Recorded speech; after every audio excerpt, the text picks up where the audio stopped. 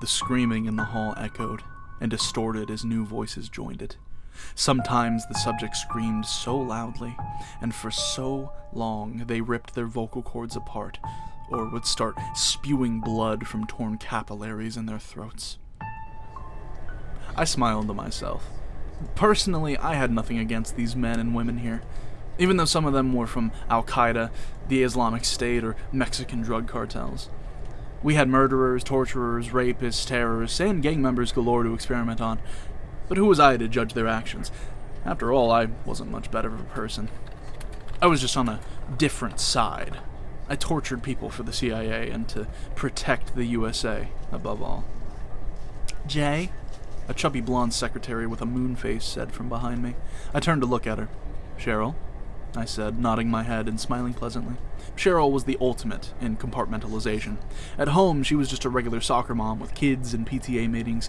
Here, she was an efficient bureaucrat for a secret black ops project that regularly tortured people, sometimes even to death. She kept each part of her life so separate and never seemed bothered by switching from one to the other. Her help had likely prevented dozens of terrorist attacks and kidnappings across the globe. The screaming was almost deafening now, so I pulled her arm and we headed towards a nearby break room, where I poured myself a cup of coffee and lit a cigarette. So, I have good news, she said cheerily, smiling a fake sweet smile at me. Your new method of enhanced interrogation has a 95% success rate. 95%! I exclaimed, elated. That's higher than waterboarding or sensory deprivation or really anything else. Actually, that's exponentially higher. The new method of an enhanced interrogation, a euphemism for torture, involved a drug called salvia divinorum. We would extract the main psychoactive chemical from it, which was called salvinorum A, and run an IV drip into the subjects. Normally, salvia divinorum was smoked and created an intense dysphoric hallucination that rapidly faded after a few minutes. But by running an IV drip of the drug, we could keep the subjects drugged in a nightmare horror state for days, or even weeks. Their minds would start to snap after a few weeks straight of the drug, however. At times, we would combine the effects of the drug with sensory deprivation or waterboarding on the most hardened subjects. Being a scientific man myself, I've tried a single IV syringe of salvinorin A so I could know what my subjects were going through. And just that one dose was immensely horrible. I saw myself getting cut up into 5 pieces, rooms falling apart, the fake plastic plants decorating my office started talking to me, mocking me with sarcastic movements. It was an incredibly uncomfortable and disorienting experience for the 3 or 4 minutes that it lasted, and I could see why even the most psychopathic killer would start to crack after days of straight living in a constant nightmare world. Cheryl held out a folder to me, a top-secret label with a CIA insignia embedded on the front of it. I frowned and took it. "What's this?" I asked, opening it up. "You're being moved," she said, putting her hands up. "Look, I tried to argue against it, telling them your research here wasn't finished, but they insisted they have something far more important for you stateside. They want you to leave Guantanamo Bay within 15 minutes. I've been told you got a helicopter waiting for you outside already." "This is ridiculous," I said, my heart rate rising and a warm flush taking over my face. "I'm not even close to being done with my research here. I need at least another week to finalize the results." She shook her head at me. "Orders from the top brass. Sorry, Jay," she said, turning to leave. Fuming, I went to my office and packed up the most important files in a briefcase, then walked out to the helipad. It was already running, blowing the salty Caribbean air around me with a deafening cacophony. The pilot took off as soon as I was in the helicopter.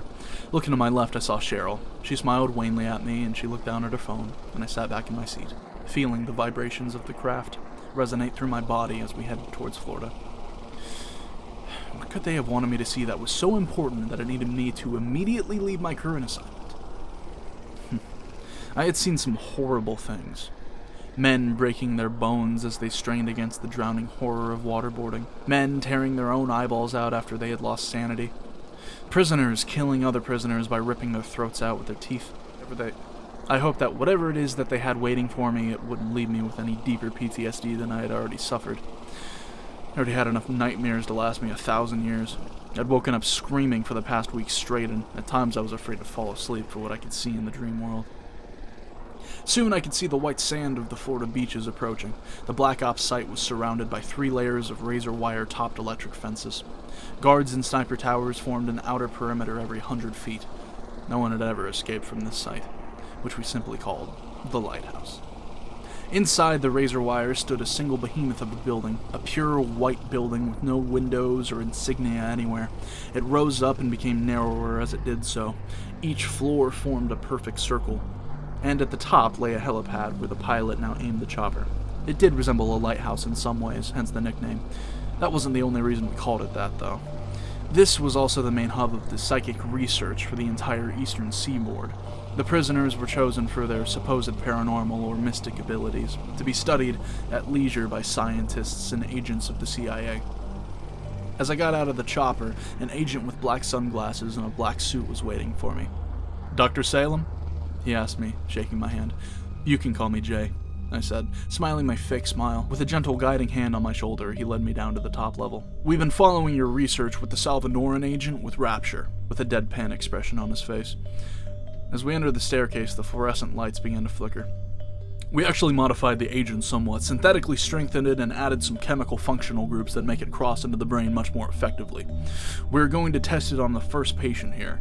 It's a shaman we kidnapped from the Amazon after witnessing his ability to levitate objects, to create light out of his hands in the pure darkness, as well as other psychic phenomena." I followed him down the sterile gray hall to the gray metal door labeled 1308. He opened it, and I followed him inside. A naked, bronze-skinned man was strapped down to a metal gurney, an IV tube leading from his arm to the machine. From the top of the IV pole hung a solution called Salvinorin Ethoxy Alpha C. A doctor in a lab coat stood next to him, smiling as we walked in. The CIA agent nodded at him, and he turned on the machine, letting the solution begin to drip down the clear plastic tubing into the vein of the restrained man before me. His eyes widened with surprise, and he lifted his head and looked straight at me. The fires of hell seemed to dance behind his dilated pupils, a look that was familiar to me. His face transformed into a vicious snarl, his frown lines deepening to cracks as he regarded me with abject hatred. "You will see how damned you are," he said with a thick Spanish accent, never taking his gaze off of me.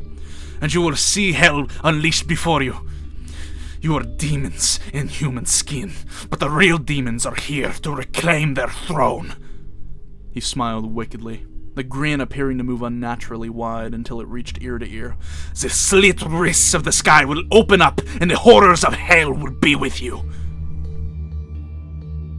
"Why is he talking?" I asked the doctor. "Usually subjects become immediately incapacitated by the intensity and dysphoria of the experience. I've never seen one be able to talk before on Salvinorin A. But you claim this chemical is much stronger than that?" The doctor shook his head. "This is not a normal subject, Dr. Salem," he said to me. "This man broke the necks of 2 soldiers as we brought him in, even without touching them. In terms of psychic powers, he is one of the strongest specimens we have ever seen. We've given him large doses of other drugs too, such as LSD, barbiturates, and he seems to metabolize them much faster and remain mostly ineffective even when he's injected with heavy doses." I looked back at the shaman and immediately realized something was immensely wrong. Where there had been a white wall behind him, there now stood a fiery red hallway that seemed to extend for 1,000 feet. His gaze had left me and now stared into the back of the room. A massive metal door that looked hundreds of feet tall stood there. With a shriek of metal, it began to slide open slowly. That door hasn't opened for 100,000 years, the shaman said, his voice rising with a mixture of euphoria and rage. "But I have opened it for you now." Smoke and fire poured forward from the door as dozens of blackened, grasping hands grasped it, trying to push it forward faster. The mammoth weight of it held them in for a few seconds longer, but as more of the hands joined in, it started to fly open, then smashed into the wall with a deafening roar like a gunshot going off. I turned to run then, but found the door behind me locked. I ran to it trying to open the knob and turn the deadbolt, but it felt like I was fighting against solid metal. Looking back behind me, I saw the first of the beings that had reached the end of the hellish entryway and reached the CIA agent and the doctor. The beings that ran into our room had blackened, sizzling skin, smoke still billowing behind them. They had no clothes, but only burnt flesh. Their eyes glowed red, their hair was gone from the constant fires they lived in, and began to rip the CIA agent and doctor apart. With their bare hands, they tore off their skin, leaving blackened marks as they flayed them with sheer brute strength, licking the blood off their hands with sighs of pleasure. At that moment, the door to the room burst open, and a team of CIA agents in SWAT gear entered, assault rifles raised. I let them all run past me and then tore off down the hall.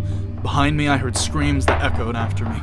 I ran to the helipad and told the pilot what had happened, and we were quickly out of that den of horror.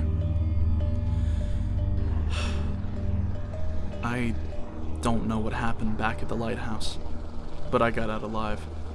The pilot and I, we were the only ones, as far as I know, who left alive. Hopefully the evil was contained within its walls, but if it gets out, I have a bad feeling that it could spell the end of the world.